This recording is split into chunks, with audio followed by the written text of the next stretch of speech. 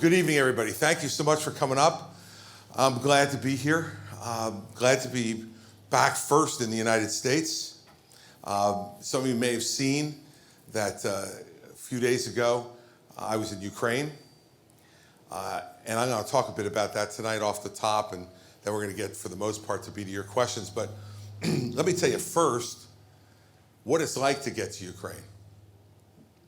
So you start off, at least I did, at JFK Airport in New York, and took an 8.5-hour flight to Warsaw, Poland. Then when you get to the airport in Warsaw, Poland, you get in the car, and it drives you 4 hours. And let's maybe turn this down a little bit so I don't hear so much feedback, because we'll drive everybody nuts with that. That's better, thank you. To Przemysl, Poland. Why? Because it is the easternmost train station in Poland, right near the Ukraine border. And then you get on a train and you go 11 hours on the train to get to Kyiv, to the capital of Ukraine. So it took me about 28 hours from JFK to get to Kyiv. We were on the ground in Kyiv for 11 hours, and then it took us 32 hours to get back, because we had a couple of delays on the way back. So it was about 60 hours traveling for 11 hours on the ground.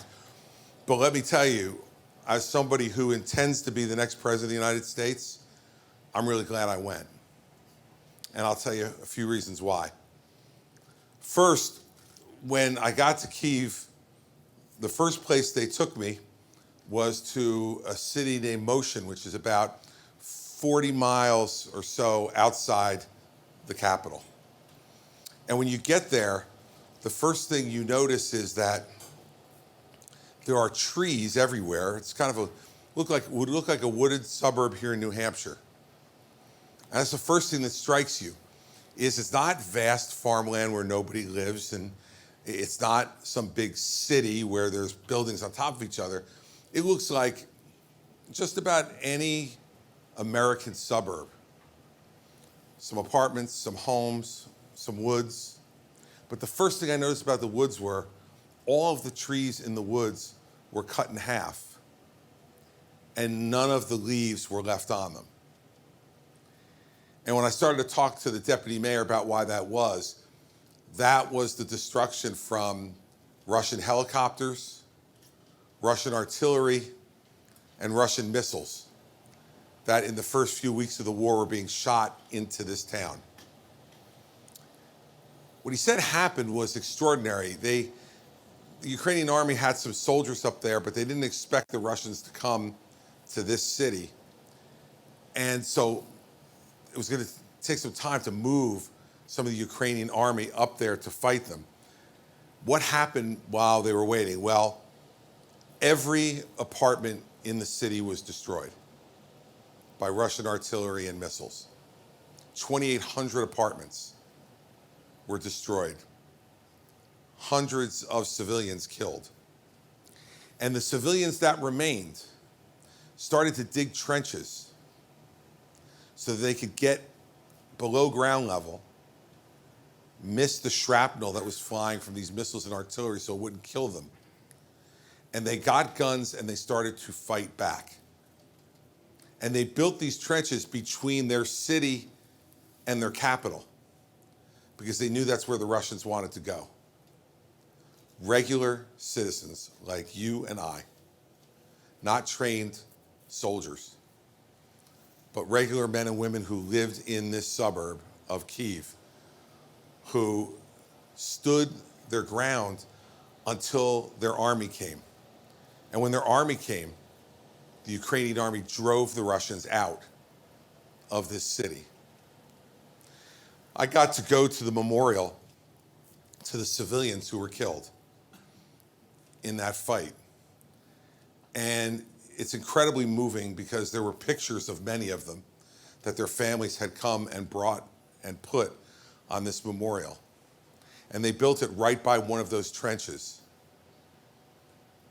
And you could see it was a man-made, hand-dug trench that only went about 3 feet down.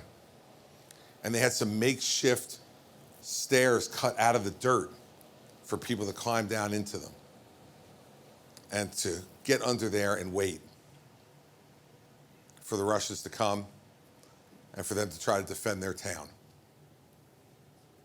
From there, I went to a place that was even worse, a city called Bucha. And I was met there by the mayor of Bucha at St. Michael's Cathedral, which is a beautiful cathedral built up on a bit of a hill. But you could see from the beginning that the cathedral had been damaged significantly by gunfire and missiles. And the mayor greeted me and walked me. I thought he was going to take me to the cathedral, but he didn't first. He took me behind the cathedral. And I asked him, we had a translator, and I asked him, why aren't we going into the cathedral? He said, that's for later. First, you need to see this.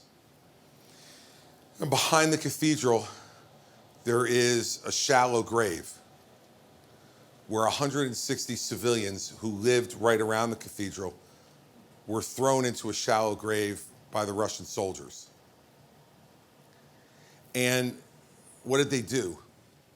Russian soldiers went from, on one particular street, from home to home. They went in, they dragged the men out. With some of the men, they gouged their eyes while they were still alive, gouged their eyes out. With some of the men, they cut their ears off while they were still alive. And then they tied their hands behind their back and they shot them in the back of the head and killed them. And when they were done with that, they then went inside the homes and raped the women who were there. If there were children in the home, they took them. They took them. And they put them in vehicles to go back to Russia. Ripped these children out of the arms of their mothers and their sisters to bring them back to Russia, to reprogram them to hate Ukraine and to pledge allegiance to Mother Russia. If you think Bucha was just an example, I went later to the Ukrainian Center for Children's Civil Rights, which has been built by, at the order of President Zelenskyy, to help the families whose children have been taken to be counseled. And if they get some of those children back, which they've gotten a few hundred, those children can then be counseled at this place. I met some of the mothers there whose children were gone. There are over 19,000 children, 19,000 verified. And the woman at the Civil Rights Center told me there's more, but they don't count them until they're absolutely verified by the families. Over 19,000 children taken from their families and sent back to Russia. These mothers who I met don't know if their children are alive or dead, don't know if they're being cared for or abused, don't know if they'll ever see them again. All of them have been taken to Russia. I then went to the Ukrainian War Museum, and they have built facsimiles of the basements where Ukrainian families hid for 2 to 4 weeks during the initial siege. In these basements, they locked themselves in. There were no lights and no windows. And each basement, they said, held, because they would take neighbors if the neighbors didn't have a basement, usually held anywhere between 40 to 60 people in a space that was about as large as from maybe this part of here to that curtain. There's no lights. So what they did was take the car batteries from their cars and attached a string of LED lights to the car battery, and a string of LED lights this long would be the only light they would have for weeks as they heard the Russian bombs and artillery exploding above them in the gunfire. But they locked themselves in there because they knew what was being done to the men and to the children and to the women. and they hid there to try to preserve their lives and their dignity. We walked through those recreations of those basements, and it was chilling, absolutely chilling. And then in the midst of all this, I went to the presidential offices to meet with President Zelenskyy. When you walk in to the presidential building, the first thing you note is it's dark.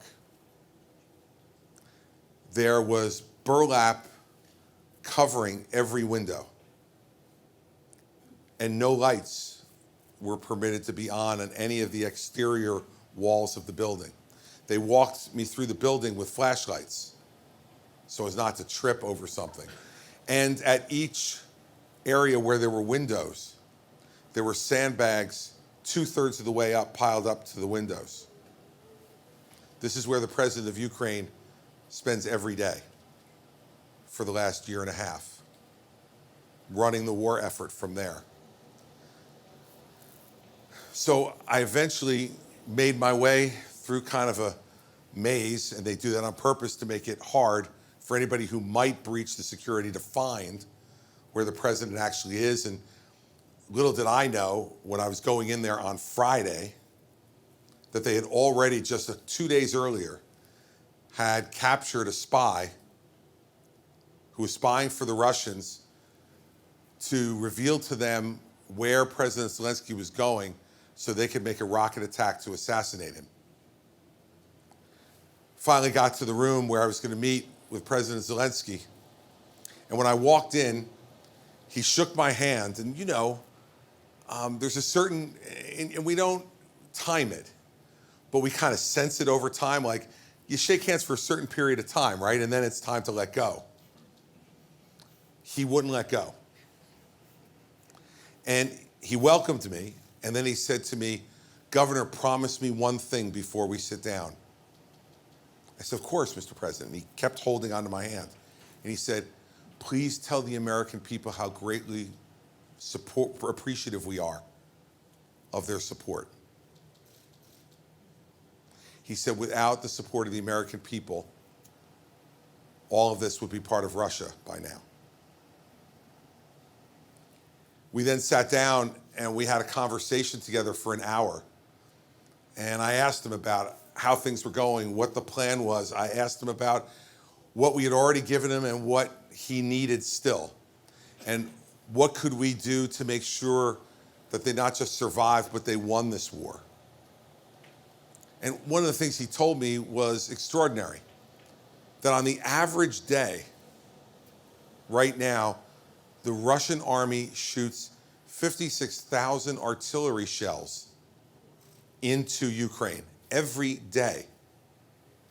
You know how many of the Ukrainians are able to shoot back at the Russian army? On average, 6,000. And not because they don't want to shoot back, but because that's what they've got. And they've got to be very, very careful about how they use their artillery. These people in this country have fought back against every likely odd. They're outgunned. They're outmanned in terms of the number of soldiers on each side. They've laid waste to much of their infrastructure in big areas of the country. And yet every day they get up and fight.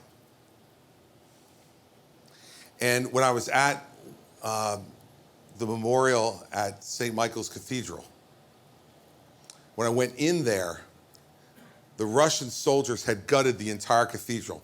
Anything of value, anything gold, they stole out of the church.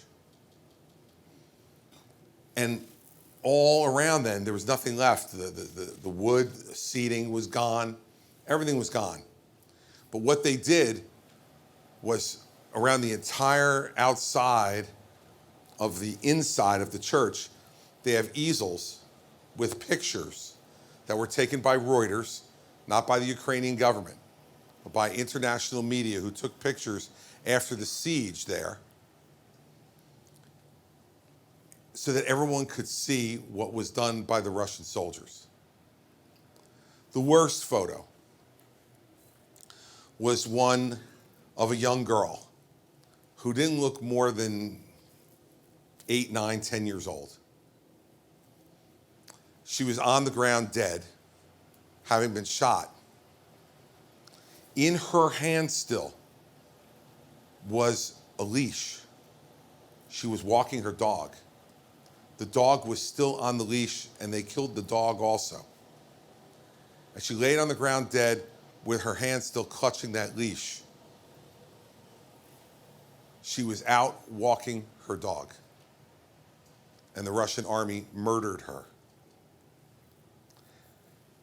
Look, we should have lots of debates and discussions in this country about the appropriate use of American military might, of the appropriate use of American ingenuity in supporting allies, the appropriate use of American diplomatic force around the world. But I'll tell you this, the country that I've grown up in would never, ever let this happen to an ally without helping them. And we have people right now in this race for president who have called what I just described to you a territorial dispute. The slaughter of civilians, the raping of women, the kidnapping and murder of children as a territorial dispute. We have the front runner for president who says that this is not our problem. And if he's reelected, he will end American support for these people. Actually, what he really says is, when he becomes president, he'll end the dispute in 24 hours. Right? Now, let me remind you something. This is the same guy who said if he became president, he would build a big, beautiful wall on the entire border between the US and Mexico would pay for it. Well, in 4 years, he built 52 miles of wall in 4 years. So let's stop there. If he goes at the same pace, if he's reelected, he only needs 110 more years as president to finish the entire wall. And we haven't gotten the first peso from Mexico, even for the 52 miles we built. And don't expect one. You paid for it, which is fine if that's what we want. If we want a wall on our side of the border, it's no problem for us to pay for it. But that's what he promised you 4 years ago, 8 years ago, rather. And if now he tells you he's going to end the war in Ukraine in 24 hours, let me tell you how he's going to do it. He's going to turn Ukraine over to Vladimir Putin. And Vladimir Putin, the person who is executing this war, instructing his army to do the things that I just told you about, that I saw with my own eyes. This isn't fake news media. This isn't some globalist organization. No. This is Chris Christie from New Jersey. Saw it with my own eyes. Vladimir Putin, who is executing these atrocities against people who were just in their country, living their lives, raising their families, working and building their country. This is the guy that Donald Trump calls a great leader and brilliant. Look, everybody, this has nothing to do with indictments. This has got to do with the character of who we want behind the desk in the Oval Office. And if he believes that Vladimir Putin is brilliant and a great leader, is that really the character and the judgment that you want sitting behind that desk, making decisions on behalf of our children and our grandchildren? Now, of course, While I was over in Ukraine, seeing this, learning this, and doing it, he was being indicted for the third time, literally at the same time. As I'm walking around Ukraine, he's waltzing into a courtroom in Washington, D.C., to tell us that he's being indicted for us. For us. How lucky are we that we have such a selfless, magnanimous leader that because you know that the government was coming to get you, and on their way to get you, lo and behold, they came across Donald Trump. And they said, okay, we won't get you, we'll take him for you. Except I don't think anybody in this room tonight, I suspect,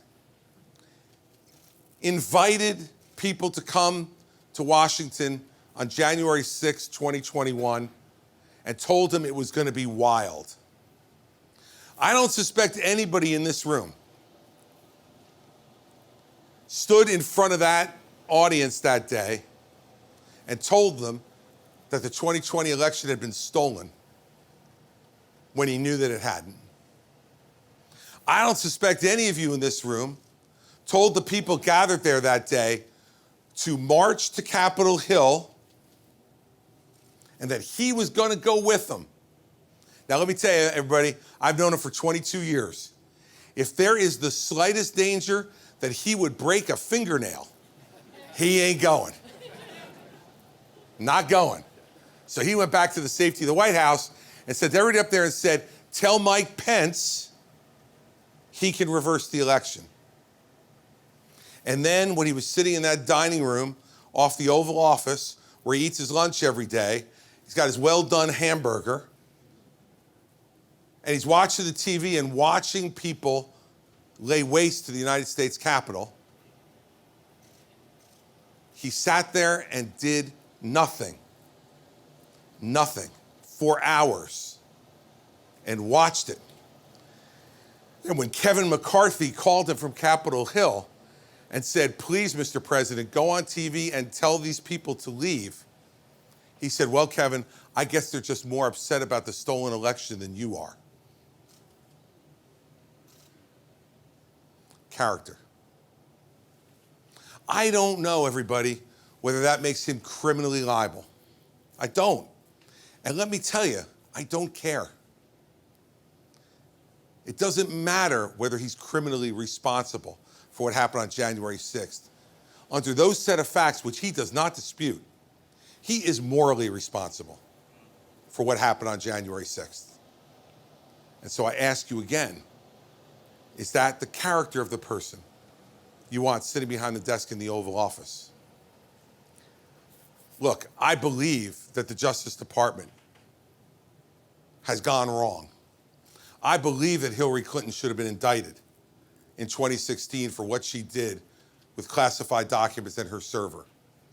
And I've been saying for weeks before the judge said it that they would never accept that Hunter Biden plea deal because it was obviously a sweetheart fixed deal. But the system worked, everybody. The judge looked at it and said, no shot. Sorry, try again, go back. The way to fix the broken Department of Justice is not by giving other people who commit crimes because they're from our party a pass, too. It is to say this stops now.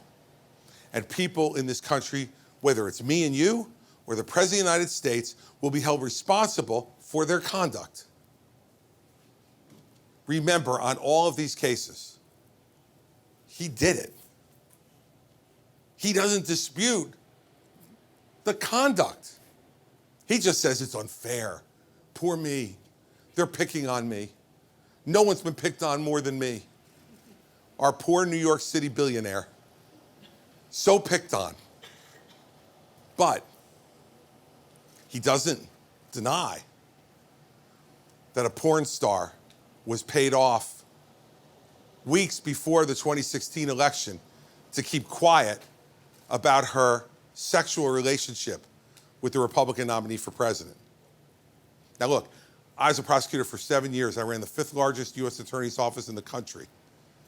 I wouldn't have indicted that case. It's stupid. What he did is immoral, not criminal. That was bad. He's the one who kept the classified documents. And for 18 months, the government asked him privately, quietly, nicely to give them back. First, he denied he had them. Then when they served him with a grand jury subpoena, he actually got his people to move boxes of these documents so that his own lawyers couldn't find them. And then told his lawyers to tell them, you've seen everything, when he knew they hadn't. And you know, I've had a number of people ask me, like, why would he do this? It makes no sense, right? Like, you're not president anymore. Why do you need the documents? Why do you need the Iran war plan when you're like spending every day playing golf at Mar-a-Lago? Let me tell you why. Because his ego would not permit him to believe he was no longer the president. And he wanted to show people on the patio at Mar-a-Lago, look at what I have. I still have this. And bad news for him, they have audio tape of him doing it.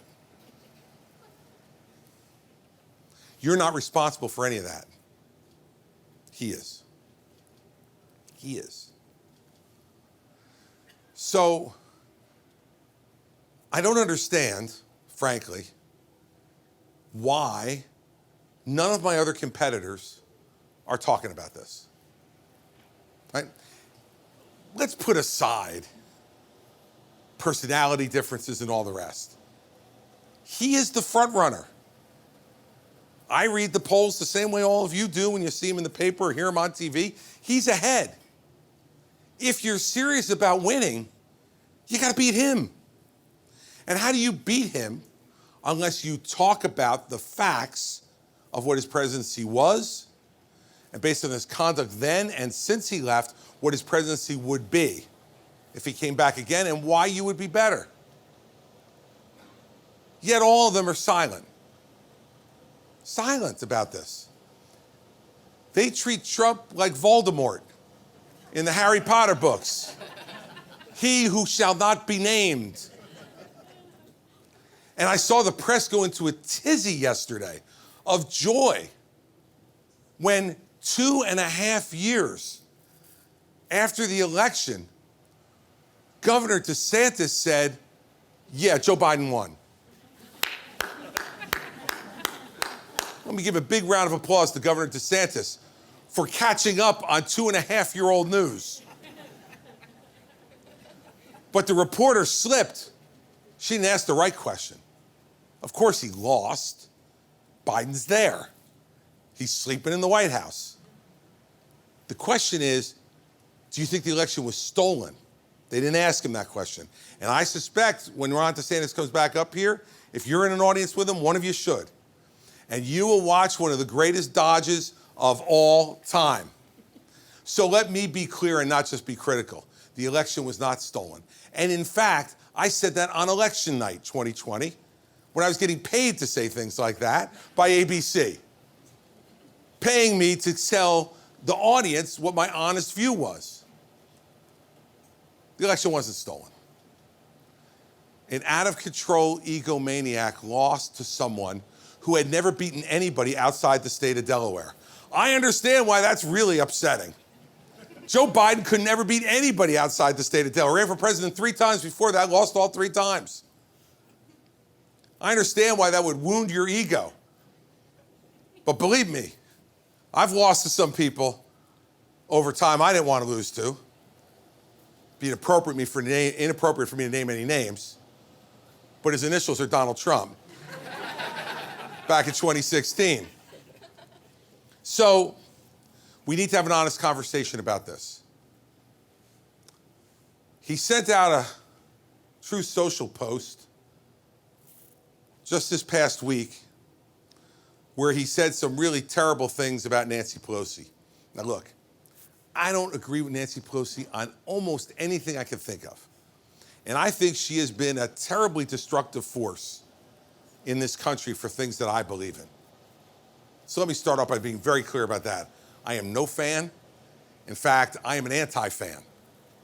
But he sent out a Truth Social post that said, her husband's descent into the four rings of hell started when he married her.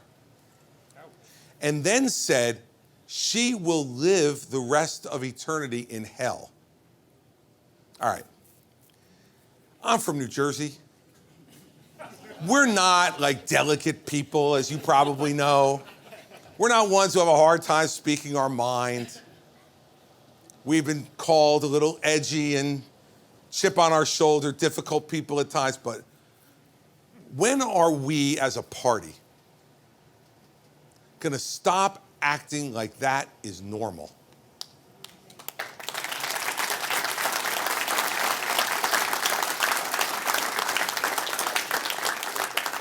I just said, I don't like her, I oppose her. I'm not a fan, I'm an anti-fan. That's all fair political commentary. That's the way our country was set up, to have that kind of commentary and disagreement, not that stuff. And then today, he was right here in New Hampshire, giving a speech. And there's a lot of different things he said.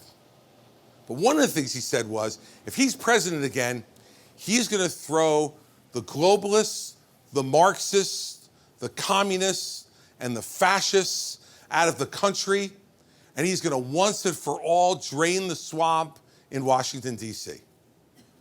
Okay, how about we just take that piece? And you know, it went on for an hour and a half, as it normally does, with a lot of discussion about how picked on he is and how difficult his billionaire life is, and how all of you should feel not only badly for him, but you should feel so lucky that he's willing to leave his compound in Mar-a-Lago or Bedminster, New Jersey, or New York City to come and take these indictments for you, remember, because otherwise you're going to the can, not him.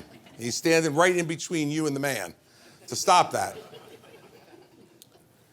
The communists, the fascists, and the Marxists, he's going to throw them out. How about he starts by fighting the real communist, Marxist, fascists, like Vladimir Putin in Russia, instead of getting down on one knee and calling him a brilliant person and a great leader. But he starts with that. Then he says he's gonna drain the swamp in Washington. Well, he told us that in 2016 also, remember? I was on the stage. I heard him say that. Let me tell you, not only didn't he drain the swamp in 4 years, what he did was he reorganized it. And he reorganized it to do one thing, to make room for his family. His son Donnie's mistress, who got paid with campaign money to give a speech on January 6th. 50 grand of money that was donated from people like you to fight the stolen election. I'm sure they didn't think he was gonna pay his son's mistress with that money. How about the $108,000 in campaign money that he paid for Melania's stylist? 108 grand for her stylist. And what did he call it in the FEC report? Political strategy consulting. I wish for all of you a political strategy consulting fund that allows you to hire a stylist. Look at me. I could use one. I just don't have the 108 grand to pay for it.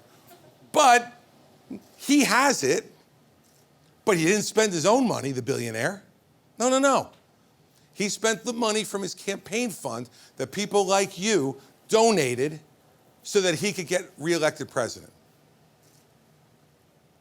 Or the $2 billion that was given to his daughter Ivanka and his son-in-law Jared by the Saudis 6 months after he left the White House.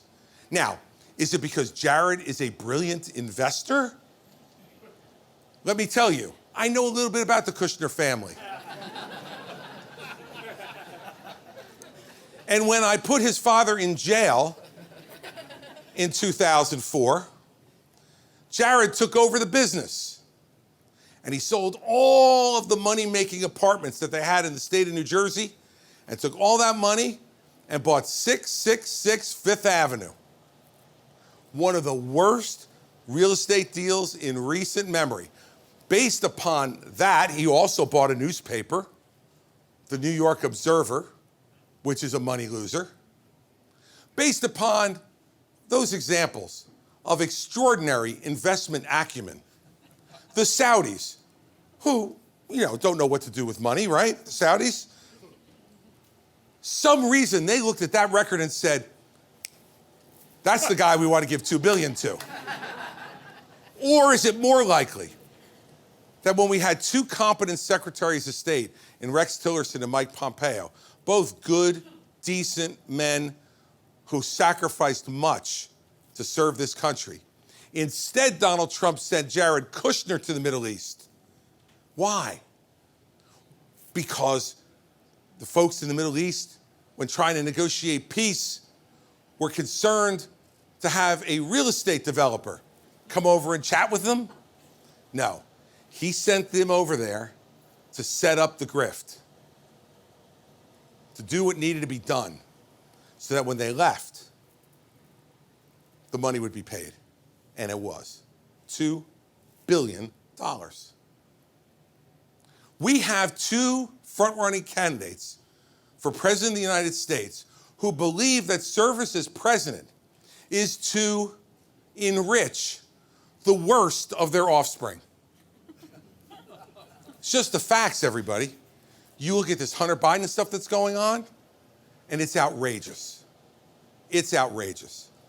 And it seems to me that President Biden has lied to us too. Never any involvement with his son's business. Now all kinds of reports of him getting on phone calls on a regular basis. They said, oh, he was selling the illusion of access. When you get the Vice President of the United States on the phone, that's not the illusion of access, that is access. He's on the phone with you. When are we going to say enough is enough, everybody? These two have got to go. Joe Biden can't function in the presidency anymore. He's past his sell-by date. When you sit in the Oval Office and you fall asleep when the president of Israel is sitting across from you and there are 5 times the number of cameras that are back there shooting it and you still can't stay awake, it's time. It's time to go back to Wilmington, go to Rehoboth Beach, ride your bike around town. You've served the country as an elected official since, get ready for it, 1972. Time to go home. And Donald Trump, in my view, it's time to stay home. Look,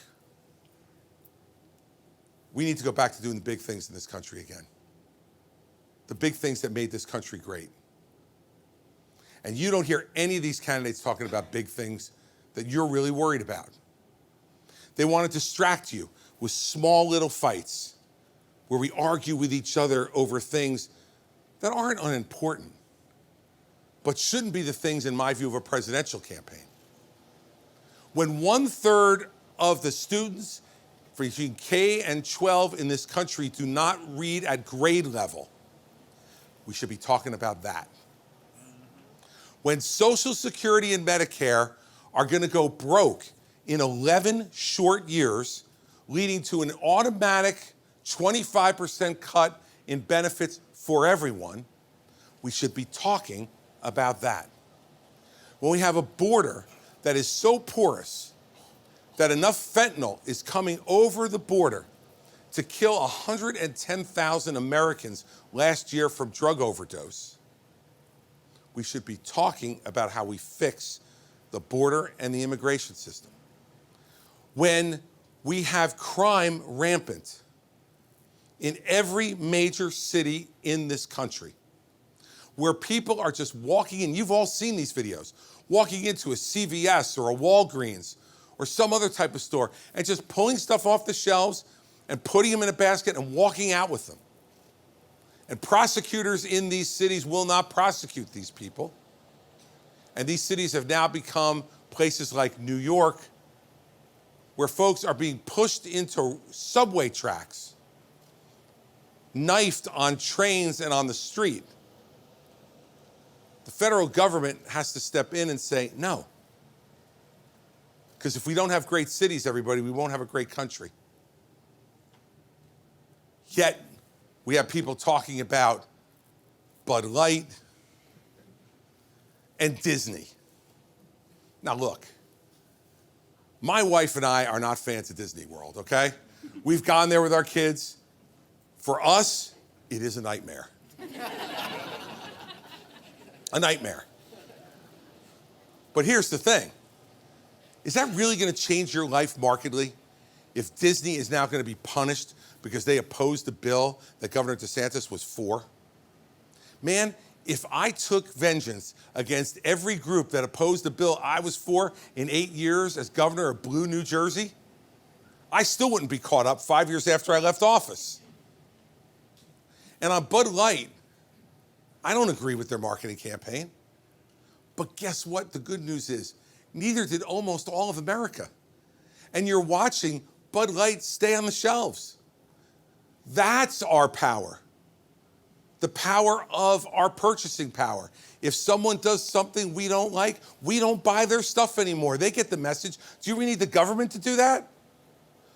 I'd warn you, you don't want to, because the target that you like today may be the target you hate tomorrow. Maybe it might be even your business that the government goes after. I'm a conservative. I don't think the government belongs in messing around with business. Let the consumers make those judgments. Yet these are the things we're talking about. People running around arguing about transgender therapy. Serious issue. And so you know what my position is on that? Parents should be the ones making those decisions. Parents. How is a governor sitting in a state house know better about what should happen inside your home than you do?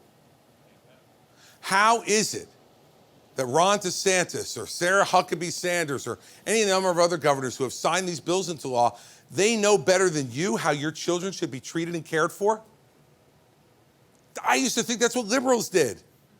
That liberals thought that the government was supposed to do all that stuff. I'm like in Alice in Wonderland here. Now all of a sudden, we got big government conservatives like Ron DeSantis doing this stuff. Let you decide. I want you to be empowered. But by the way, you're also responsible for what happens to your children. And that's the way the country, I think, should work. I don't want anybody telling me how to raise my kids. Even if they offer to pay for it. I don't want to get them to try to raise our children. Let's start talking about the big things again and solving the big problems. So I'm going to go to questions now, but I'll end with this. If you wonder what I mean, I want to give you concrete examples, okay? This country's at a crossroads right now. It is. We can feel it. We feel the tension, the anger. Decisions need to be made by adults about where we're going to go. We had the same thing in 1776. And if you took a poll in 1776 here in New Hampshire, guess what? Revolution wouldn't have won. Wouldn't have. Most people looked at the British Army and said, no thanks. A lot more of them than us, we can't win. But folks like Washington and Jefferson and Adams and Franklin and Hamilton, they said the only way we're going to truly be free and great and have liberty is to have our own country. And they inspired us to sacrifice to establish what we established here. We went big rather than small, and we built the greatest country the world's ever known. In 1860, Abraham Lincoln could have said, let the South go. We'll do fine up here in the North. We don't need to have this fight to keep the country united. He said, a house divided against itself cannot stand. And he inspired us to sacrifice. And at the end of it, America became bigger, stronger, richer, and freer because of it. In 1941, Franklin Roosevelt did not say, this is Europe's problem, this is Asia's problem, no one's gonna be able to reach us here in the United States. No, when the Japanese did reach us in Pearl Harbor, Roosevelt inspired this country to sacrifice greatly with lives and fortune. And he led this world to defeat Hitler and defeat Mussolini and defeat Hirohito. And when we got done with that sacrifice, as great as it was, America was bigger, richer, freer, and stronger than we had ever been. And in 1981, when Ronald Reagan was elected president, and there were those on the other side who said, we just have to deal with the Soviet Union, we have to put up with it, we should freeze nuclear weapons, we should just walk away from this fight and let them exist. Reagan said, no, they are the evil empire, and they belong in the dustbin of history. And he inspired this country to sacrifice what we needed to sacrifice. And in 8 years, the Berlin Wall was down. And in 10 years, the Soviet Union ceased to exist. He went big. And we were richer and freer and stronger and bigger than we had been before. We were the last remaining superpower. Today, that fight is with China. They're the ones supplying all the money to Russia to fight this war. They're the ones stealing our intellectual property every day. They're the ones threatening their neighbors. They're the number 2 economy in the world. They want to be number 1. What are we going to do? Are we going to fill the moat and pull up the drawbridge and say, yeah, not our problem. Let the rest of the world deal with this. Or are we going to take it on directly and win like we always have? We're 250 years as a country in 3 years. 250 years of having leaders who were willing to try to inspire us to sacrifice. We need that again. We're at that moment again. Don't go for what the polls tell you. Leaders don't follow polls, they change them by the arguments that you make. That's why I'm in this race. That's why I'm here. I love this country, and I want us to be the country that does big things again. And if we do, then our children and grandchildren are going to have the great American life that we've already been given. And I don't want to be the first generation that lets that go. So let's do some questions. It's getting a little warm in here. So I'm going to take my jacket off, and before I do, the woman who I'm going to give the jacket to, I want to stand up and say hello. My wife, Mary Pat, is here with me tonight. I want her to say hello.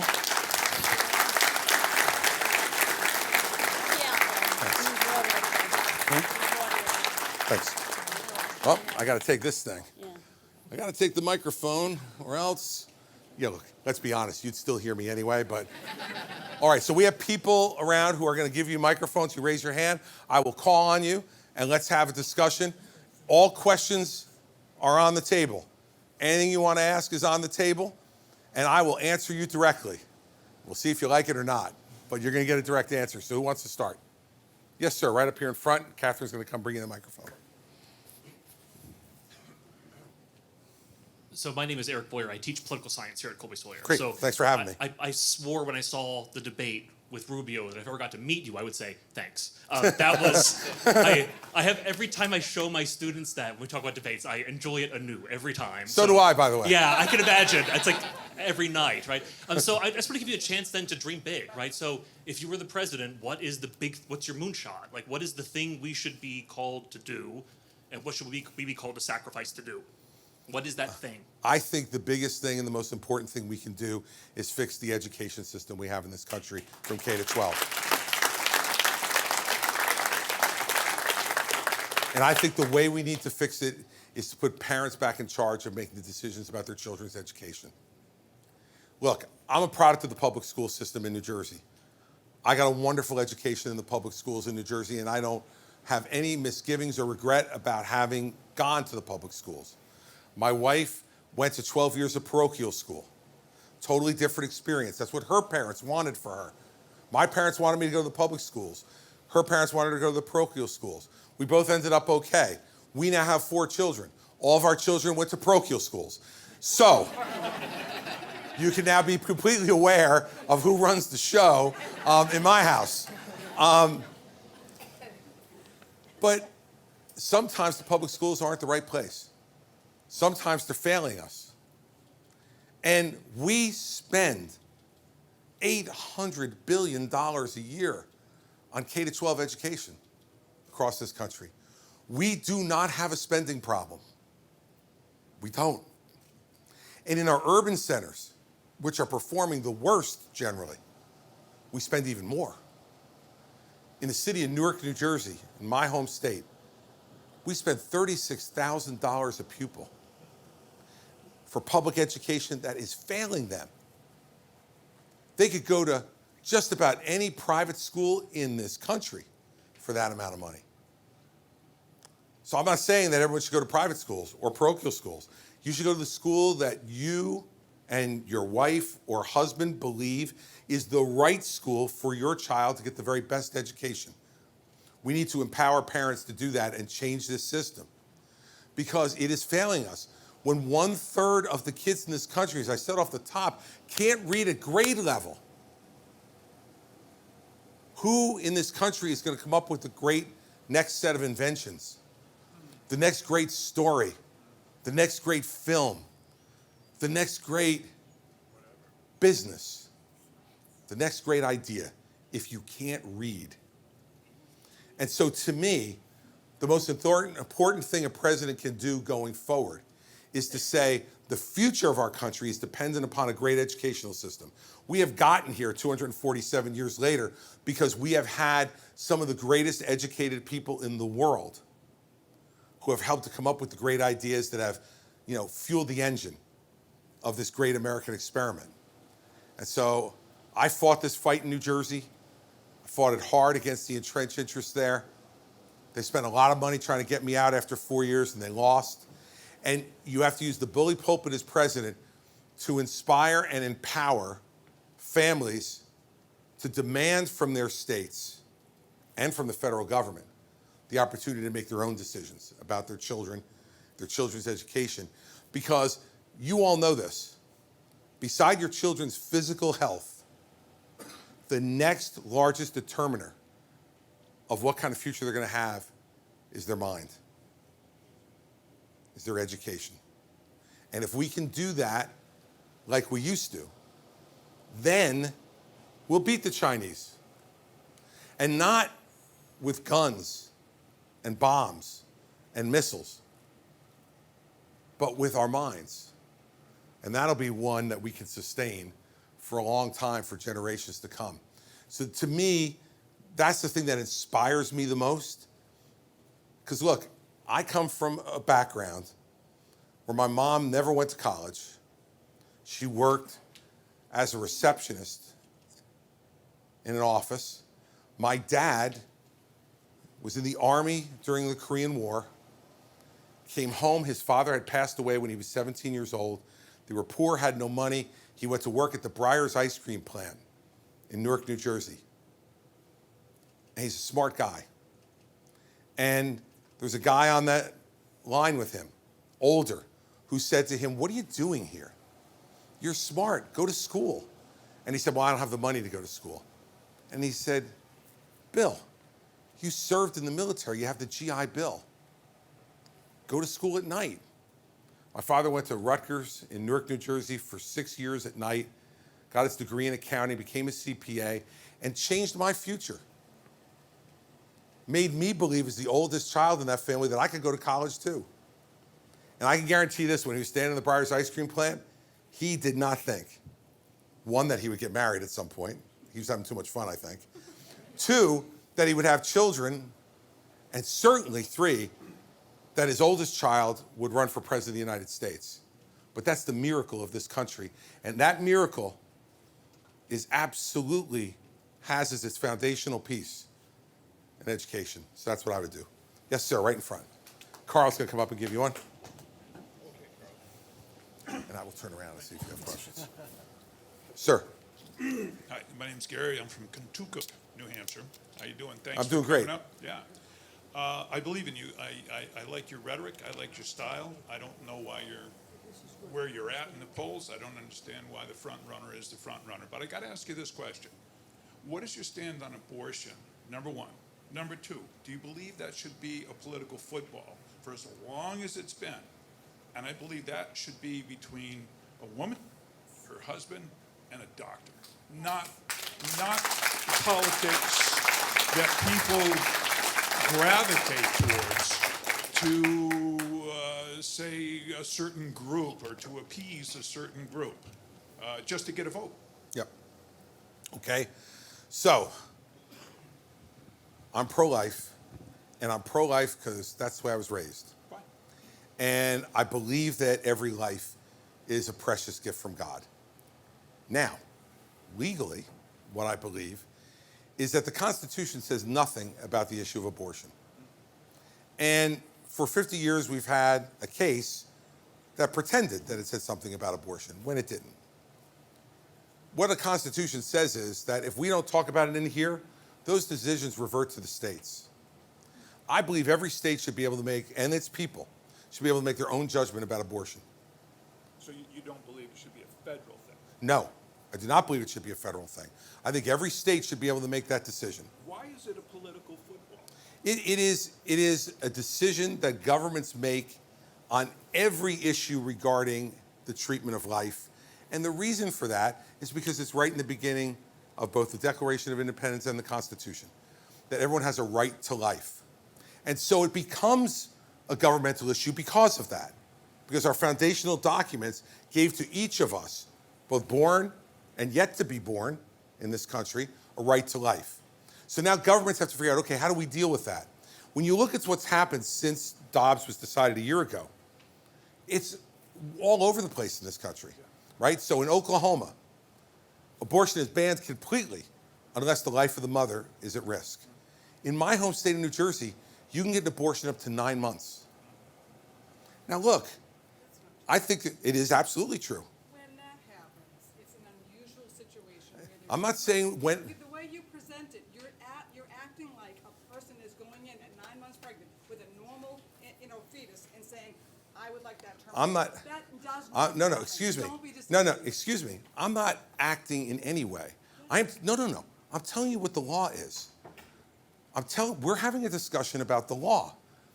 And the law in my state says that if you choose to come in at 9 months and want an abortion for any reason, you cannot be denied that. That's what the. That happened. We're talking about how we decide how these things get done. And I will tell you this, there was a majority in the state legislature and a governor who said that should be okay. So that's what the law is. You can't say that a law is bad on one side if you disagree with it, and then if you agree with the underlying philosophy, say, yeah, okay, that's true, but it would never happen. In New Jersey, it's permitted to happen. And not just in New Jersey, in New York as well, it's up to 9 months. In California, it's up to 9 months. My point is not to advocate for one thing or the other. My point in answering your question is, I think the way this should be handled is that every state and its citizens should make the judgment of what they think is best for their state. In New Hampshire here, it's significantly different. Thank you. And then the federal government should stay out of it. It becomes a bigger political football when you get the federal government in the middle of it. Because in each individual state, you have a much better chance of affecting what's going to happen than you do affecting what's going to happen in Washington. And so here in New Hampshire, the rules are significantly different than either New Jersey or Oklahoma. And, there are some states that are at 6 weeks now. There's some states that are 12. There's some states that are at 20. There's some states that are at 9 months. But it's the people of those states who decide. And we also can't ever figure out necessarily what people are going to do.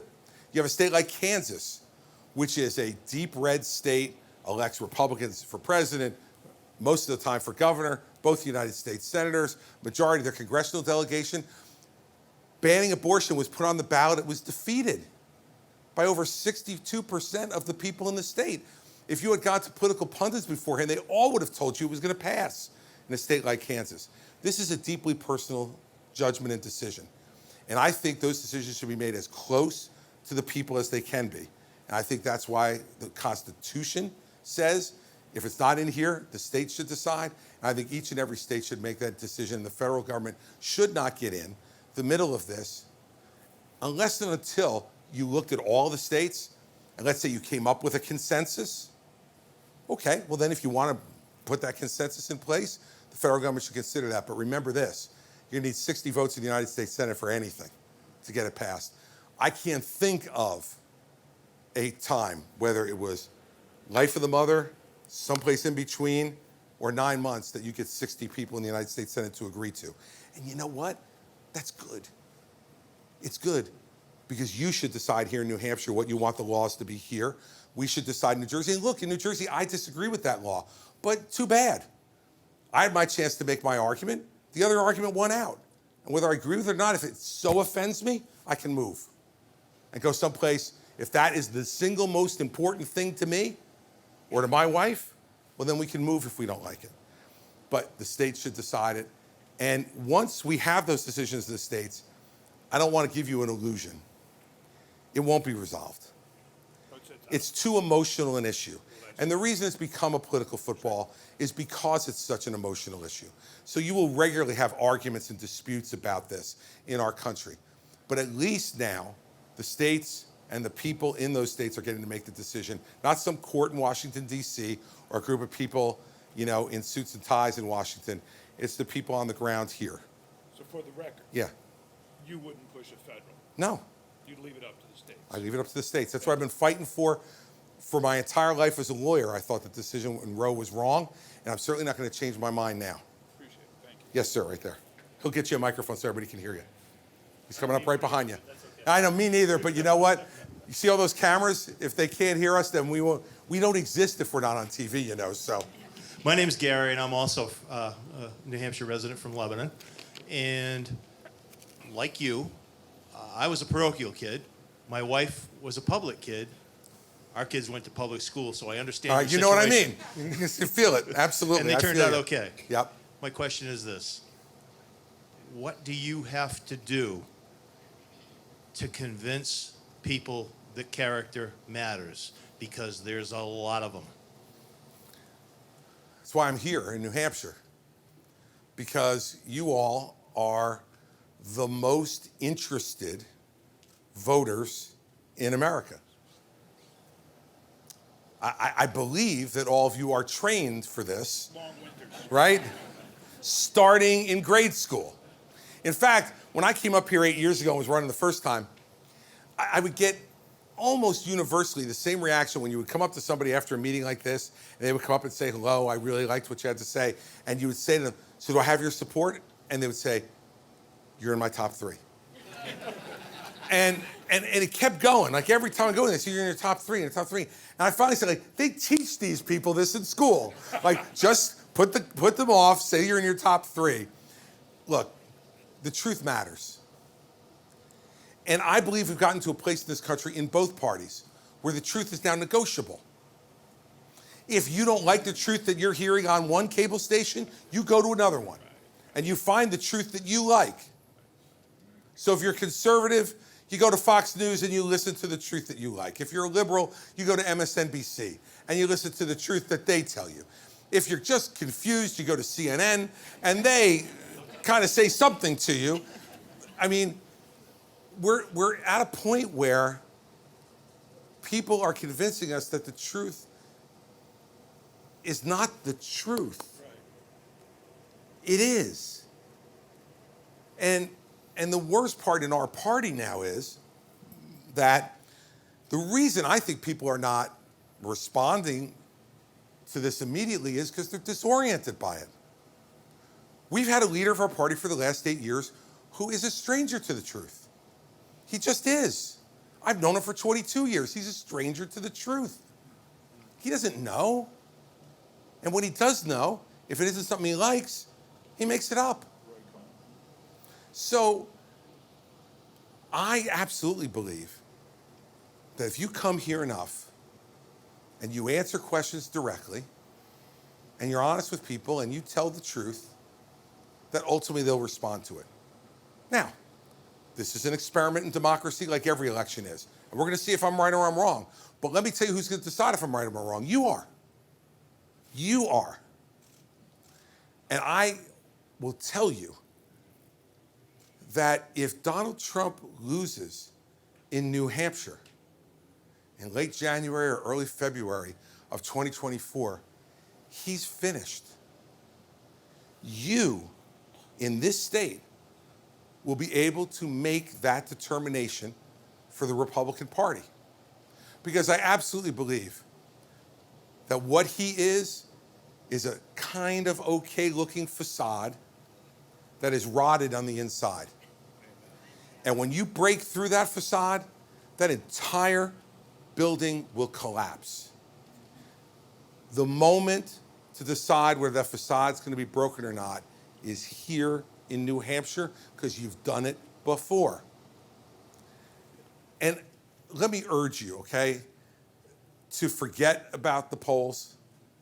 You've seen that enough times in this state as well. Remember, Barack Obama had that big win in Iowa. He came in here, he's like 15 points ahead of Hillary Clinton in New Hampshire. Then all of a sudden they came here and Hillary Clinton beat him in New Hampshire. John McCain was dead.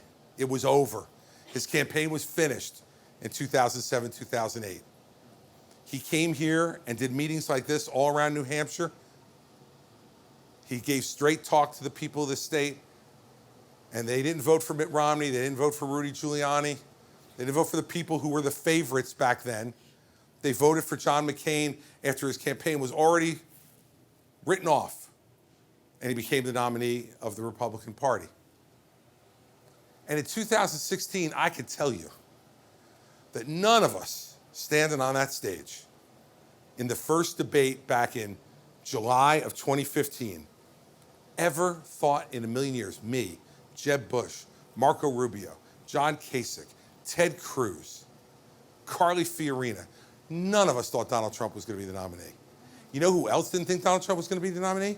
Donald Trump. And I'll tell you why I know that. Because on the stage for the second debate in 2015, everybody on that stage, except for me, hated Donald Trump, wouldn't talk to him. And you know what? If you really want to make money, if you're the RNC, what you should do is sell pay-per-view for what goes on the stage during the commercials. You really get to see what really is going on, right? And what was going on back then was nobody wanted to talk to him. I was the only one who would talk to him. And he came up to me and he said to me, Chris, look, I'm not staying in this race. Like, eventually I'm going to go down. And when I do, I'm going to get out. And you're the only one here who's nice to me. So I'm going to be with you. He didn't even think he was going to win. Right? So I want you all to remember that you get to decide. And someone asked me, why is he ahead in the polls now? Because he was the nominee the last two times. He's the default answer for folks. Because we haven't really started this campaign. It starts in 2 weeks. August 23rd, Milwaukee, Wisconsin, the first Republican debate. And let's see. Let's see if he respects you enough to show up. Because it's not about me. It's not about DeSantis or Nikki Haley or any of the other candidates, Tim Scott. It's about you. It's a privilege to be on that stage. It's a privilege to run for president of the United States. There are people who are running who want to get on the stage who won't be there because they won't qualify for it. So for those of us who qualify for it, it's a privilege to be on that stage and to have the opportunity to run for president of the United States, to make our case to you directly why we deserve your vote. Let's see if he respects you enough to show up on the 23rd. I'll guarantee you one thing. If he's there, he'll know I'm there too. All right. I'll get you next. Welcome. Thanks for coming up here. Thank you, sir. So I'm a second-generation Italian immigrant, Harrison, New Jersey. There you go. Roots. All right. And I'm also a lifelong independent, leaning Republican who voted for Biden. And it was really against the other fella and not for him as much. So now you're in the race. Yep. And last time around, he had his percentages that were rock solid and everybody else split everything else. two-part question. Yep. One, why is it going to be different this time? Because you have the same mathematics working against you and everyone else not named Trump. And secondly, you threw in with him. You were all in with him for a period of time. I was. What changed? Election night 2020. Okay. Okay, look, when I had David Cameron, the former Prime Minister of Great Britain, ask me one time to explain what he called this crazy system you all have of electing presidents. And I said, the thing you need to understand, David, more than anything else is, we don't get to vote for most of the time what we want to vote for. We get to vote for who's left. So in 2016, it was Donald Trump and Hillary Clinton. Donald Trump and Hillary Clinton. Hillary Clinton, the most unpopular major presidential candidate in the history of polling on Election Day 2016. Who was the second most unpopular presidential candidate in the history of polling? Donald Trump. I made the choice. And I would not change that choice from 2016 because I think Hillary Clinton would have been an awful president too. When 2020 came around, I also thought that Joe Biden was simply too old for the job. I didn't think he was up for it. Mary Pat and I have known Joe Biden for 40 years. We both went to the University of Delaware. We've known him since we were college students. And I think in his heart, he's a good man. Everything I've ever known about him is that he's a good guy. But he's too old. It's over. But on election night 2020, when Donald Trump came out at 2:30 in the morning and said the election's been stolen, when I know that he couldn't have even known whether it was or it wasn't, votes were still being counted. That was it for me. When you're the President of the United States and you stand behind that seal of the President in the East Room of the White House and you tell the American people the election's been stolen, most of the American people are going to think, well, he's president, he must know something. And they're going to believe him. And that's what's happened. To this day, the majority of our party believes the 2020 election was stolen. And they believe that because Donald Trump lied to them and they bought the lie.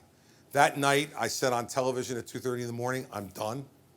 I can't support this guy any longer in any way from now till the end. And I spoke out against him in 17, 18, 19, and 20 when I thought he was wrong. And that's why I didn't take a position in his administration. He offered me Secretary of Homeland Security. He offered me Secretary of Labor. In 2018, he offered me White House Chief of Staff. And I turned them all down because I knew I couldn't work for him. Couldn't work for somebody like that. Now, why will it be different this time? Let's look at the newest poll that just came out in New Hampshire. Forget the national polls. Let's look at what's happening here. Because the election for president is not a national election in the primary. It's a state-by-state election. No matter what the national polls say. He's still in first, but he's got 34% in the latest poll that just came out on Friday. Ron DeSantis is at 13, I'm at 11. Everyone else is in single digits. Think about what that means. 66% of New Hampshire Republicans and independents who will participate don't want him. This race will get smaller over time. The people who don't qualify for the stage, I don't know how they can stay in the race. I think we're going to have 8 people on the stage. We have 14 people running. So that means I think 6 will be gone, either right around that time or pretty soon thereafter, because they won't be able to raise money and sustain a campaign if you can't be on the stage for the debate. Then once these debates happen, we saw this happen 8 years ago. People fell off then too. Remember Scott Walker was in the first 2 debates. Remember Scott Walker? He's going to be president of the United States. He was the front runner in Iowa. He was gone by September of 2015. I think this race, when you get to New Hampshire and get to voting here, I think it's going to be 5 or 6 people. And I believe if it's down to that kind of number, that he can be beaten, because I think his number is somewhere in the 30s. And part of the reason why we have to be this direct about it is because people need to know this is in their hands. It's not a foregone conclusion. The polls today tell us it's not a foregone conclusion. It's up to you to decide. And I would say to you that if you think the party and the country needs a new direction, don't vote for somebody either like Donald Trump or some of my other competitors who say they're pretty much like him. You know, this is like if you like Coca-Cola. If you like Coca-Cola and Coke comes out with new Coke and Coke is still available, well, you're going to buy Coke because you're like, oh, what do you need new Coke for? Ron DeSantis is new Coke. That's what he is. Now, if Coca-Cola was no longer available, maybe New Coke would get a little traction. But you still got the people who like Coca-Cola. He's there. He was here in New Hampshire today. You can go vote for him. I don't think we need a slight change from the character and approach of Donald Trump. I think we need a significant change from the character and approach of Donald Trump. I would just do. And if we're going to try to bring this country back together, this doesn't mean we won't fight. Of course we'll fight. You're Italian American, so am I. Our families, they fought all the time. All the time. About big things and small things. But if somebody from the outside came in and tried to take one of us on, then it became a whole nother matter. That's what this country has to get back to. We can fight amongst ourselves all we like about the issues that are important to us, and we should. The founders set it up that way. But when we have threats to the very core of who we are, either from outside forces or from malignant forces within, like a failed education system, well then, we better band together. And we need a president who's willing to do that and not put themselves first. That's why, I'm gonna get to your question now, but that's why this whole America First thing from Donald Trump is the biggest joke I've ever heard in my life. He never puts America first. It's Donald Trump first. Donald Trump first. Everything else behind that. And we need a president who is now gonna say, America first. I'll tell you one quick story. When I was governor of New Jersey, I got elected in a three-way race the first time with 48% of the vote. And a lot of people wondered whether I was going to be able to do this or not, how I was going to bring things together. And I had a reporter ask me one day, Governor, you're saying things that are politically unpopular. The polls say that. How do you think you're going to get reelected? This is my first year. I said, look, I don't care if I'm reelected. And I'll tell you why. Because I already get the portrait. You get elected once, you get the portrait. The artist comes in, they paint you, it gets hanged on the wall in the State House. All you're arguing about now is what the little brass plaque says. Is it 4 years or 8 years? Hell, man, I'm not selling my soul for a brass plaque. The honor is getting elected the first time. The duty is doing the right thing when you get elected. And by the way, I said all those politically incorrect, difficult things in those 4 years. I got 48% of the vote in 2009. In 2013, I got 61% of the vote. The truth matters, and people want the truth. You're next. Go ahead, Catherine.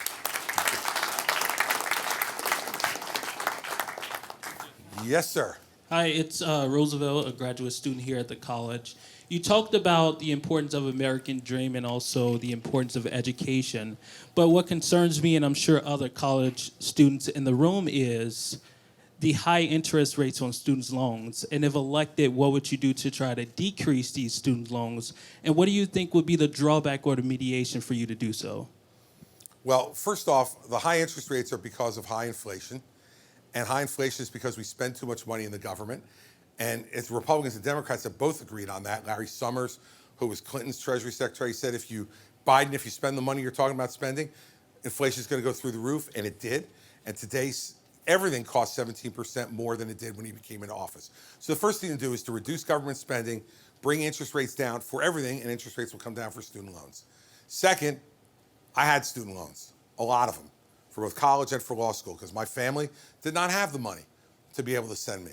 It took me 10 years to repay my college loans, or for us to repay my college loans. I almost blew it. It was a quick recovery, guys. It would have been a tough night for me tonight, a really tough night. And so I'm not someone who believes student loans should be forgiven. I don't. I think it's unfair for two reasons. One, I think it's unfair to people like me and her who repaid our loans. Secondly, I think it's unfair to the people who never took them. And I'm not talking about the wealthy people who could go because their parents could afford it. I'm talking about the folks who didn't go to college, who decided to pursue a trade or do other things with their life. And now their tax money has to be used to pay back student loans that they affirmatively chose not to take. Here's where I think the problem is with college. we're looking at the wrong side. It's the colleges that are the problem. All right, so this year, I have my last child, our fourth, going into her junior year at the University of Notre Dame. Go Irish, right? Oh yeah, either you love them or you hate them. But here we are, we now have our second child at Notre Dame. I just paid the bill for the first semester. The first semester at Notre Dame this year is $40,200. The first semester. College costs have far outstripped the pace of inflation. So here's what I'd do if I were president. I would say to every college in this country, if you raise tuition above the rate of inflation, you will be ineligible for any federal funding. That means research grants. That means other support that colleges get, and that means student loans. If a student needs a student loan, he can't come to your college because you're raising the prices too high. I used to make a joke back in 2016 when I was here that I went to a college and took a tour, I won't name it, here in New Hampshire, but I went to this college, and one of the things they had that they were very proud to show me was a rock climbing wall. So I'm like, you're in New Hampshire. This isn't like Kansas or Oklahoma or the panhandle of Texas. You're in New Hampshire. Is it downstairs? This wasn't the school, but I'm on their ass too now, okay? Go outside, there are rocks everywhere. There are big hills and big mountains, and for you to climb on, go outside and climb them. How come I'm paying with my tuition for a rock climbing wall? It's a stupid example, okay? But it's a stupid example. Someone here, and in a number of other colleges, not only here, but all across the country, sat down and decided, okay, let's build the rock climbing wall. Well, I'll have to raise tuition a little bit more. They get loans, they'll pay for it. You shouldn't have to pay for things above the rate of inflation so that every college administrator can have, their dream come true about what they want in their particular department or area. And so I think we have to work on the cost side of it before we start looking at forgiving loans for people. I also will tell you this from an emotional perspective. I really believe that my degree means a lot more to me because I paid for it.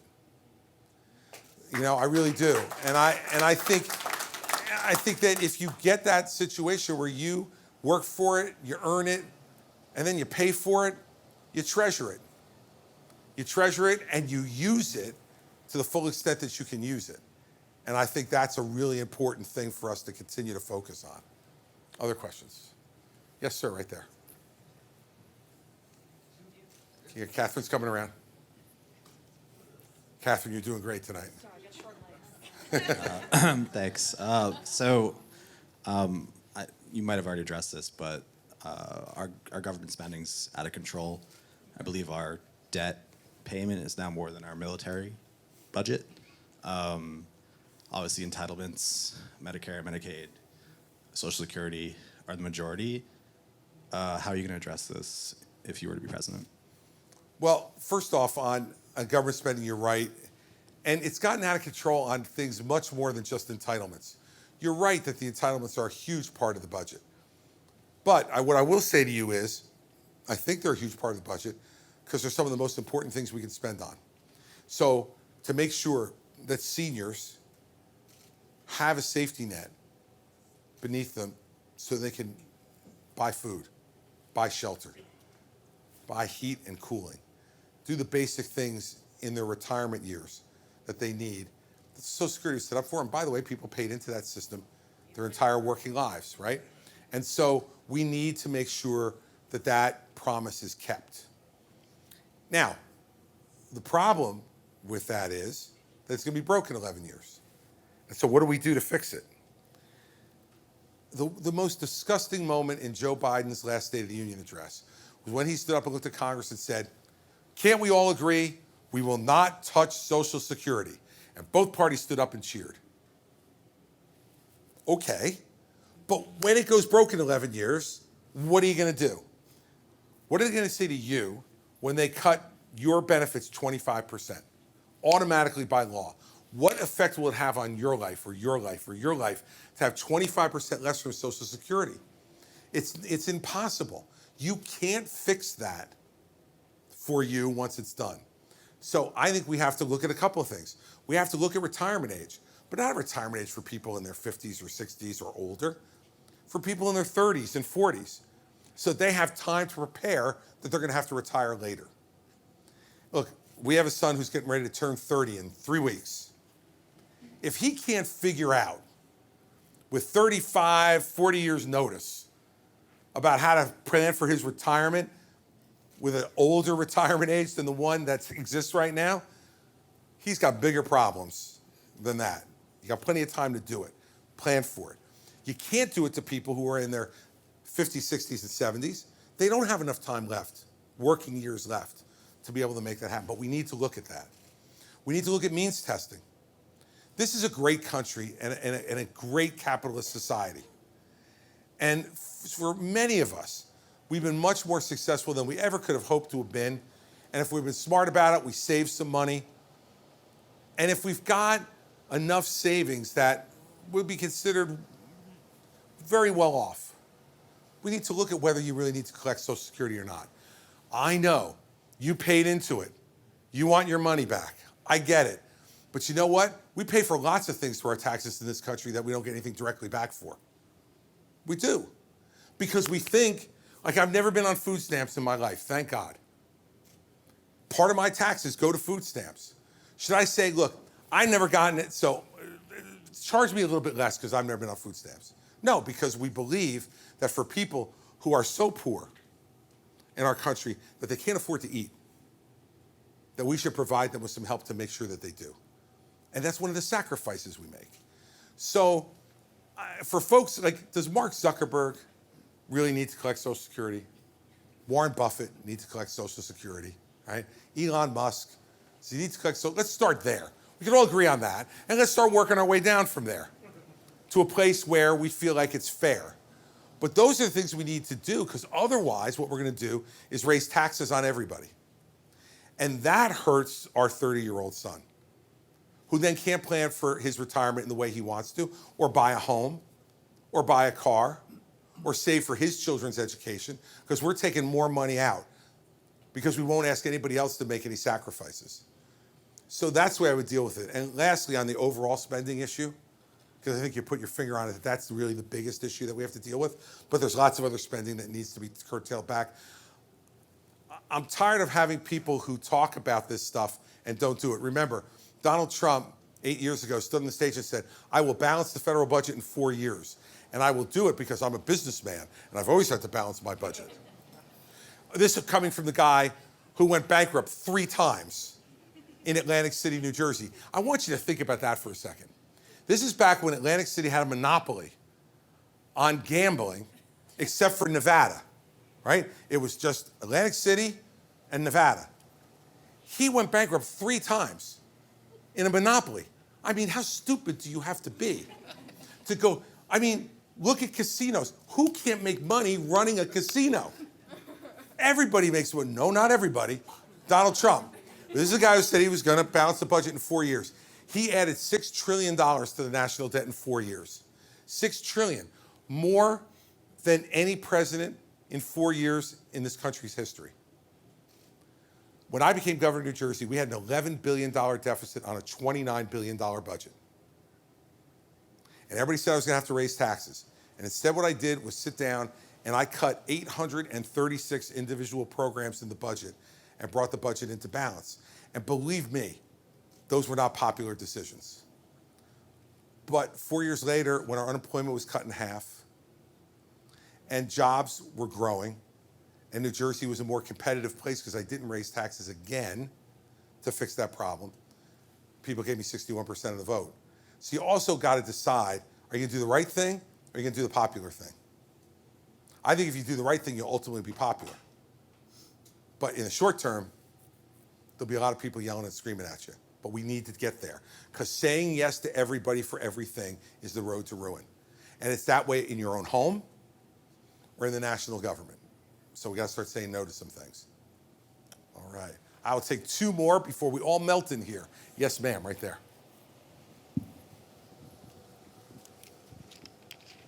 Hi, Governor Christie. My name is Adriana Mensor.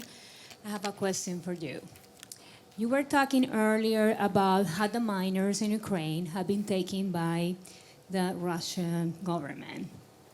As a president, what is your plan to reunify the million of miners that have come through the borders, through our borders in the last 3 years? Miners that basically had promised, like, come here. If you are alone, right, unaccompanied, you are going to be allowed to come into this country.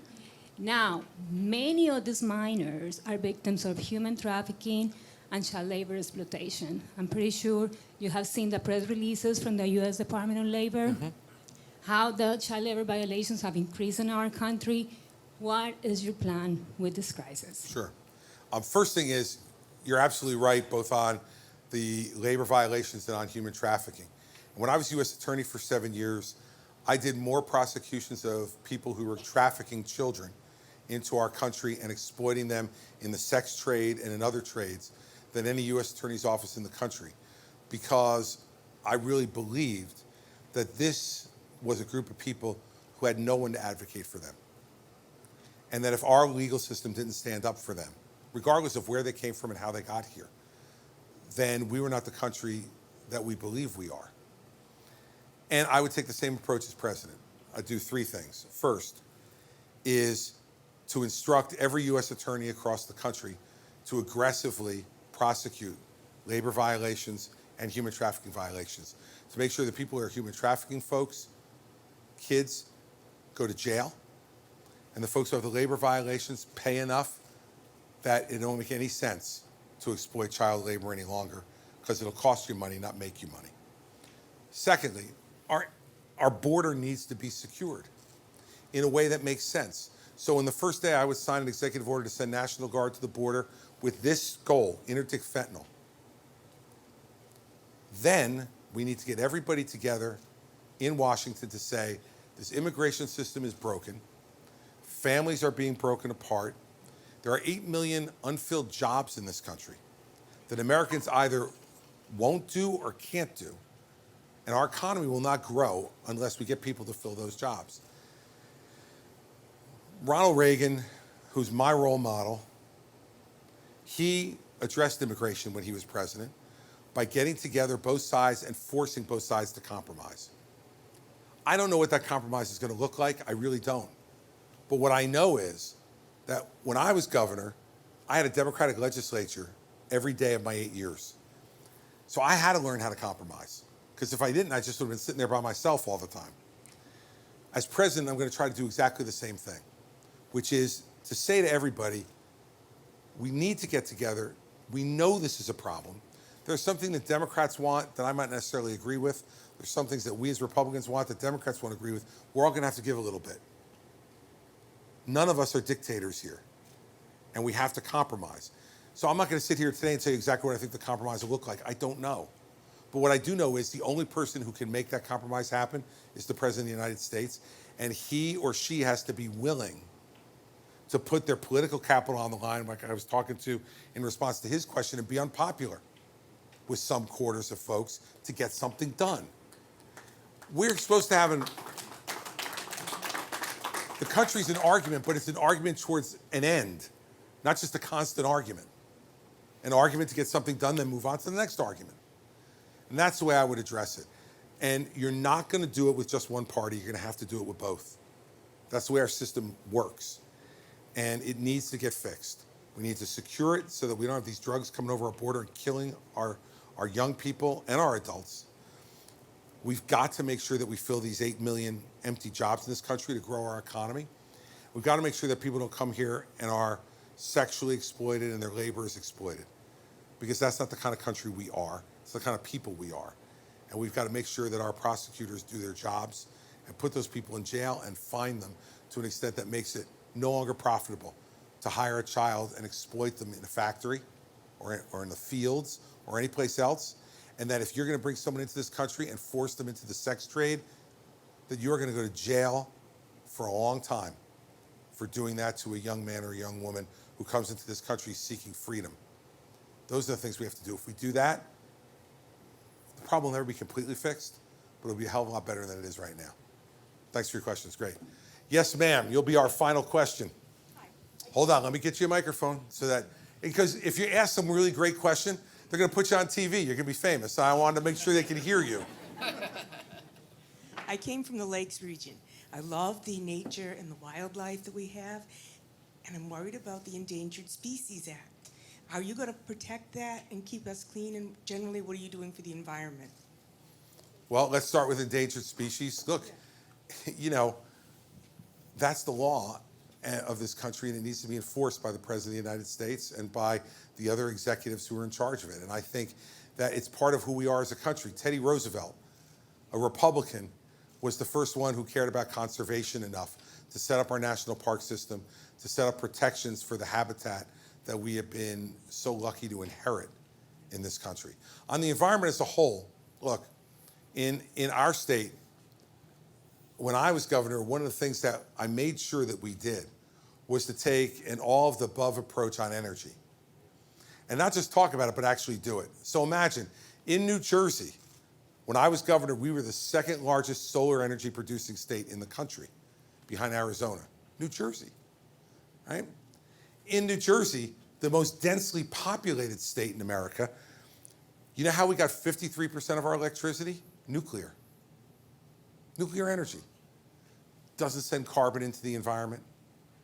It is one of the cleanest energies that we can have. And it works. If you turn the switch, the light's going to go on. If you put your air conditioning on, it's going to work. We need to do that. We need to use oil and gas as well. And we need to develop the alternative energies like solar, like wind, and the rest. But we got to do all of it to protect our environment. And we can't unilaterally disarm our economy either. So let me give you an example. In the last 10 years, the United States has lowered our carbon output in this country by 1 billion tons a year. In that same 10-year period, you know what the Chinese have done? Increased their carbon output by 5 billion tons a year. We're not going to fix the climate issue by ourselves. Both of the biggest economies in the world have to contribute to it, not just one. And so one of my early agenda items with the Chinese would be to say to them, you want to have a great relationship with us? You got to care about the planet as much as we do. You've got to work on this problem as well. And I don't want to hear anymore that they're still in their industrial revolution, please. They're the second largest economy in the world. They're not in an industrial revolution anymore. They just want to try to beat us. And I believe in climate change, and I believe that human activity contributes to it. I think that's undeniable. It's not the only thing that contributes to it, but it does. And it would be illogical to think that it didn't, right? So we're part of this planet. We're doing things every day that contribute to what happens, both good and bad, in the environment. And what we need to do is to make sure that we don't disarm our economy. But let's face it, I saw it this month in Georgia. They have opened the first new nuclear plant in 45 years in this country. We need to do that. We need to be able to do that so that we have a reliable grid while we're developing things like solar and wind that are not yet reliable enough to be able to use as the foundation of our energy future. If we do those things, our environment will get better. And our environment in this country over the last 10 years has gotten better because of a lot of the efforts that we made. But let's not put aspirations ahead of innovation, right? So you can't force, I love this. California says by 2030, no more gas-powered cars. Yet, I saw just a couple of months ago, Governor Newsom in California put out an advisory to everybody saying, don't charge your electric cars tonight, you'll crash the grid. Well, how am I supposed to get to work, Governor Newsom, if you made me buy an electric car and I can't charge it because the grid is not stable enough because we don't have enough stable sources to power it, right? So some of this has to be practical, is my point. Like, I have no problem with electric cars. I see these Teslas and the other ones running all over the place, and they seem pretty cool. I'm fine with that. But we can't have everybody have an electric car until we have an infrastructure that will support you charging it so you can use it. And I remember one woman saying to me, "Why are you against electric cars?" She said, it makes our environment clean. And I said to her, let me ask you a question. Where do you think the electricity comes from? Well, she said, well, it's electricity. I go, It's not like Ben Franklin with the kite and the key, right? In most places, it's natural gas or oil, some places still even coal, that's generating electricity. If we want to turn every stove into an electric stove and every house into electric heat and every car into an electric vehicle, we better have a clean way to create that electricity, or else we're just screwing ourselves anyway.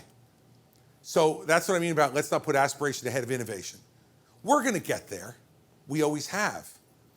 But let's not disarm ourselves so that makes it slower to get there. Let's arm ourselves so we can get there more quickly.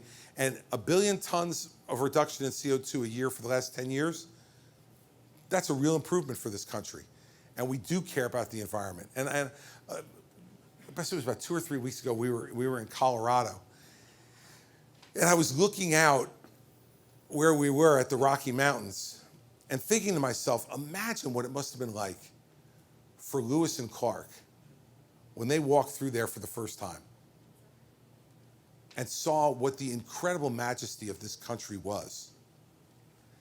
And we can't have any generation not be able to have a similar experience. No one will have the same experience as Lewis and Clark when it was completely untouched. There were no ski lifts when Lewis and Clark went out to the Rockies. But I care about the environment because I care about my children, and I hope someday to have grandchildren. And if I do, I want them to have a place where they can live and breathe and enjoy this country.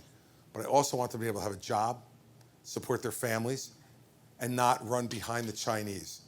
Because if the Chinese Communist Party passes us, remember, these are the same people who are throwing people in concentration camps in their country because of the religion they practice. These are the same people who are telling everybody how many children they can have. That's not the kind of country I want to live in, and I don't think it's the one you want to live in either. So I don't know how the hell I got on the Uyghurs from an environment question, but there you go. First off, let me thank all of you for coming tonight. When I ran the last time, I did 100 of these in New Hampshire. I don't know if I'm going to do 100 this time. I'm older. But I'm going to try to do as many as I possibly can because I want to hear from you about what's on your mind and what you think, and I want you to hear directly from me. And sometimes you hear from me and you'll agree with me, and sometimes you won't. That's okay. The only person I've found that I agree with 100% of the time is me. I agree with myself 100% of the time, and I suspect you probably agree with yourself 100% of the time. But everybody else, we disagree some amount. That's not the test. The test is what's in your heart. Do you love this country, and are you motivated by wanting to make it the greatest place in the world? Are you motivated by wanting to make your family safe, secure, and prosperous? Are you motivated by trying to make sure that you're going to treat your neighbor like you'd want to be treated? We've gotten away from that in this country. We can't even go to cocktail parties and talk to each other about politics anymore. You know it, you've seen it, you've felt it, you've experienced it. We need to lower the anger. Look, there's a difference between being a fighter and being perpetually angry. I don't think anybody would doubt that I'm a fighter. But do I look angry to you? I'm not. Hell, man, I'm one of the luckiest people in the world. I'm getting to run for president of the United States in the greatest country the world's ever known. What do I have to be angry about? And I don't want you to be angry either. Yes, we can be angry about the injustices both here and in the world and use that anger to try to fix them, not to try to hurt each other. We don't need to have a leader who cares more, and he said it himself. He said, if I'm reelected, I will be your retribution. I don't want him to be my retribution. And because you know what I know? He'll only be his retribution for him. He will go after the people who he thinks wronged him, not anyone who hasn't served you well. The era of selfish anger in America needs to come to a close. We need to once again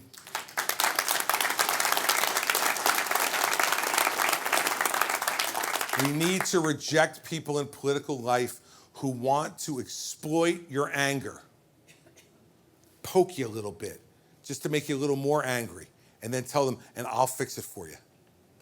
They make you angry, then they say, I'll fix your anger. That's a shell game, everybody. I don't have the answer to every problem, and I am not the perfect candidate. But I would argue to you that you're not going to find a perfect candidate. We're all human.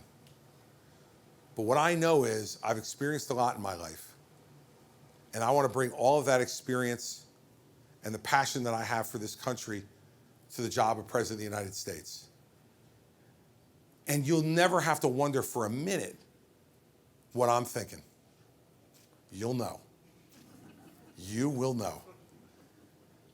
And I remember a woman being interviewed after I was campaigning for re-election in 2013 in New Jersey, and she was in a diner in New Jersey, and I went up and talked to her for a little bit, and the press was following behind me, and then the press came up after I walked away from her and said, what do you think of the governor? And she said, well, I never have to wonder what he's thinking. Now, I don't know if that was a compliment or not.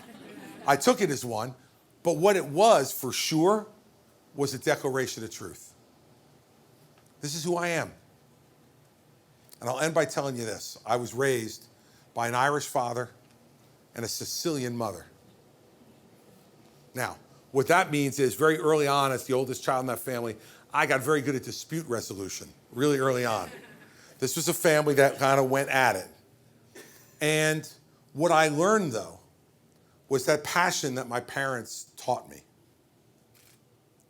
If it's put to use for something that matters, for something big and important, then that passion could be put to wonderful use, not only for yourself, but for other people. I will always bring that passion to this job every day if you give me the chance to do it. And I'll always listen. And then in the end, you hire me to decide. And that's the last point. I am not afraid to decide, to set a course for us and for our country, and to try to do it the best way I can.